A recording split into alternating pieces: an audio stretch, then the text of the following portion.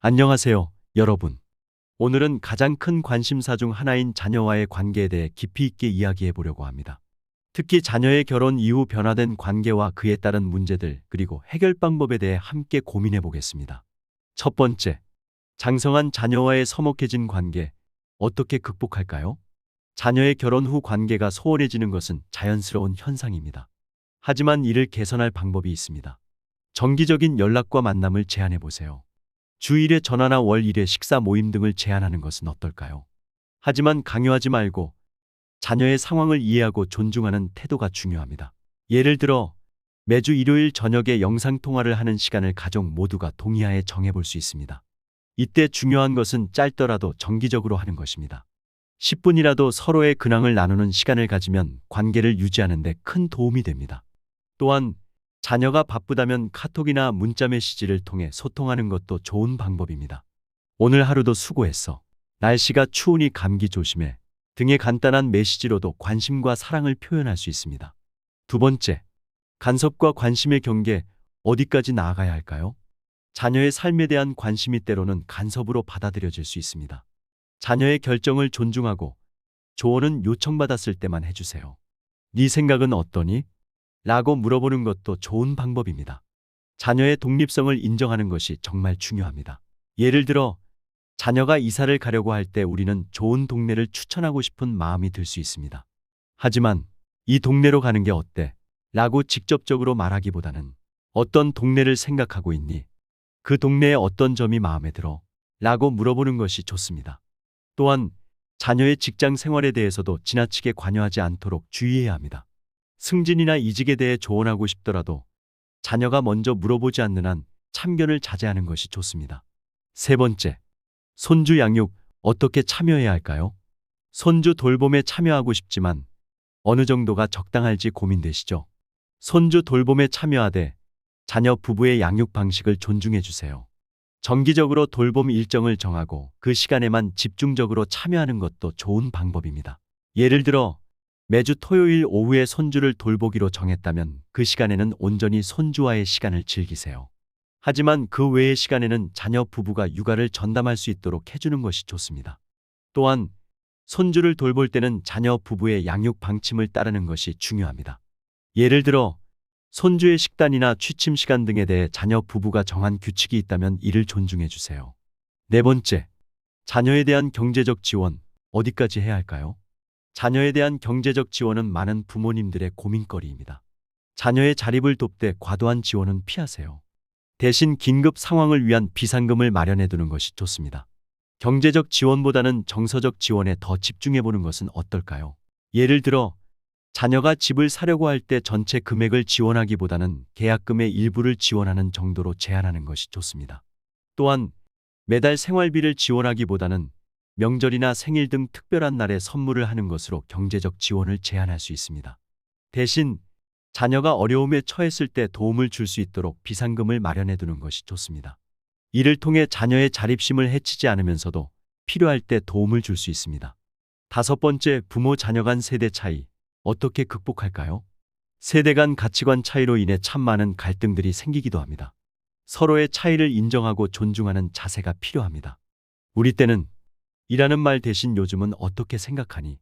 라고 물어보세요. 자녀 세대의 문화를 이해하려 노력하는 것도 중요합니다.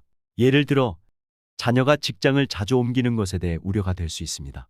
하지만 요즘은 평생 직장의 개념이 많이 사라졌다는 것을 이해하고 대신 새로운 직장에서는 어떤 점이 좋니? 라고 물어보는 것이 좋습니다. 또한 자녀 세대의 문화를 이해하기 위해 노력해 보세요. 예를 들어 자녀가 즐겨보는 TV 프로그램이나 유튜브 채널을 함께 보면서 대화를 나누는 것도 공통적인 관심사를 찾는 데 좋은 방법입니다. 여섯 번째, 명절과 가족 모임 어떻게 운영해야 할까요? 부모님들은 잘 모르실 수도 있지만 명절이나 가족 모임이 자녀에게 부담이 되는 경우가 참 많습니다. 강요하지 말고 자녀의 상황을 이해해 주세요. 대신 평소에 자주 만나는 것은 어떨까요?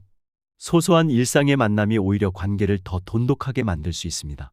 예를 들어 명절에 꼭 오라고 강요하기보다는 올 수 있다면 오고 힘들면 다음에 보자 라는 태도를 보이는 것이 좋습니다. 대신 명절 전후로 짧게라도 만나는 시간을 가져보세요. 또한 대규모 가족 모임 대신 소규모로 자주 만나는 것도 좋은 방법입니다. 예를 들어 한 달에 한 번 일요일 브런치를 함께 먹는 습관을 만들어 보는 것은 어떨까요? 일곱 번째, 사위, 며느리와의 관계는 어떻게 하는 것이 좋을까요? 사위나 며느리와의 관계도 자식 관계만큼이나 참 중요합니다. 사위, 며느리를 자녀와 동등하게 대해주세요. 서로 부담을 주지 않는 선에서 그들의 부모님과도 좋은 관계 또는 일정한 거리를 유지하려 노력하는 것이 중요합니다.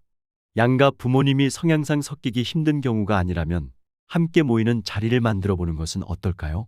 예를 들어 사위나 며느리의 생일에도 친자녀와 똑같이 축하해주고 선물을 준비해 보세요. 또한 그들의 부모님 생신에도 안부 전화를 드리는 것이 좋습니다. 양가 부모님의 성향이 어느 정도 비슷하다면 함께 모이는 자리를 만들어 보는 것도 좋은 방법입니다. 예를 들어 1년에 한 번 정도 양가 부모님이 함께 여행을 가보는 것은 어떨까요?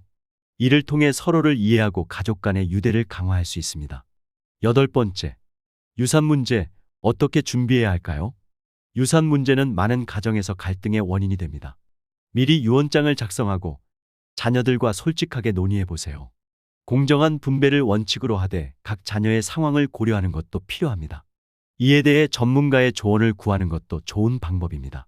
예를 들어 유산을 균등하게 나누되 경제적으로 어려운 자녀에게는 조금 더 많이 주는 방식을 고려해 볼 수 있습니다. 이때 중요한 것은 이러한 결정에 대해 모든 자녀들과 충분히 소통하는 것입니다.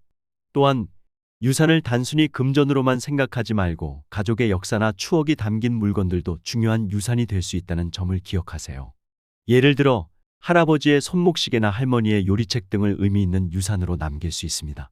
아홉 번째, 독립적인 생활 어떻게 유지해야 할까요? 자녀에게 신체적, 정신적으로 의지하지 않고 독립적인 생활을 유지하는 것이 매우 중요합니다. 건강관리에 신경 쓰고 취미 활동이나 봉사 활동 등을 통해 활기찬 노후를 보내세요. 독립적인 부모의 모습은 자녀에게도 좋은 본보기가 됩니다. 예를 들어 규칙적인 운동을 통해 건강을 유지하세요. 걷기, 수영, 요가 등 자신에게 맞는 운동을 찾아 꾸준히 하는 것이 중요합니다. 또한 새로운 취미를 개발하는 것도 좋습니다. 그림 그리기, 악기 배우기, 외국어 공부 등 전에 해보고 싶었지만 시간이 없어 못했던 것들을 시도해 보세요. 봉사활동에 참여하는 것도 좋은 방법입니다. 지역복지관이나 도서관 등에서 봉사활동을 하면서 사회에 기여하고 새로운 인간관계도 만들 수 있습니다. 마지막으로 열 번째, 부모 자녀 간에 서로를 이해하기 위한 시간을 가져보는 것은 어떨까요? 1년에 한 번씩 가족 여행을 가보세요. 일상에서 벗어나 함께 시간을 보내며 서로를 이해하는 기회를 가질 수 있습니다. 또한 정기적으로 가족 회의를 열어 서로의 생각을 나누는 것도 좋은 방법입니다.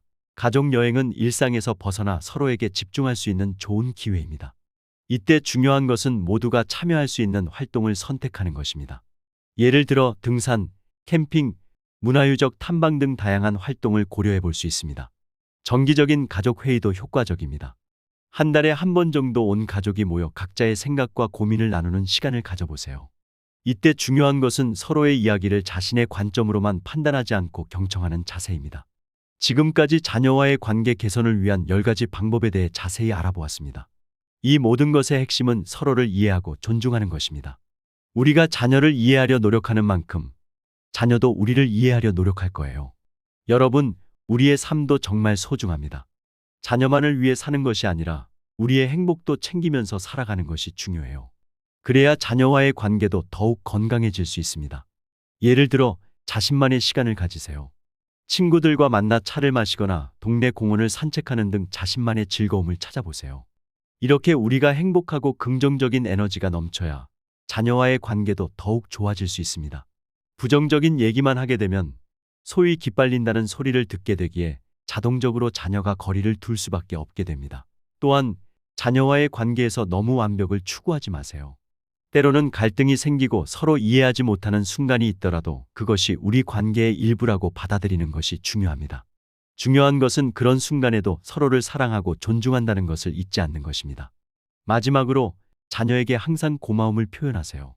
네가 있어 행복하다, 네가 자랑스럽다 등의 말을 자주 해주세요. 이런 말들이 자녀에게는 큰 힘이 되고 우리와의 관계를 더욱 돈독하게 만들어줄 것입니다. 자녀와의 관계는 하루아침에 바뀌지 않습니다. 하지만 작은 변화부터 시작한다면 분명 더 나은 관계를 만들어 갈 수 있을 거예요. 제일 중요한 것은 본인이 바뀌는 것입니다. 본인은 하나도 안 바꾸고 자녀들이 먼저 바뀌어줘야 한다고 생각한다면 결국 변화 없이 갈등만 계속 지속되는 삶을 맞이할 확률이 높습니다. 오늘 배운 방법들을 하나씩 실천해 보세요. 여러분의 노력이 아름다운 결실을 맺기를 진심으로 응원합니다. 우리 모두가 자녀와 함께 성장하고 서로를 이해하며 행복한 가족 관계를 만들어 갈 수 있기를 바랍니다. 여러분의 가정에 항상 사랑과 이해가 가득하기를 기원합니다. 오늘 영상이 여러분께 도움이 되셨기를 바랍니다. 다음 영상에서는 또 다른 흥미롭고 유익한 주제로 찾아뵙겠습니다. 항상 건강하고 행복한 하루 보내세요. 감사합니다.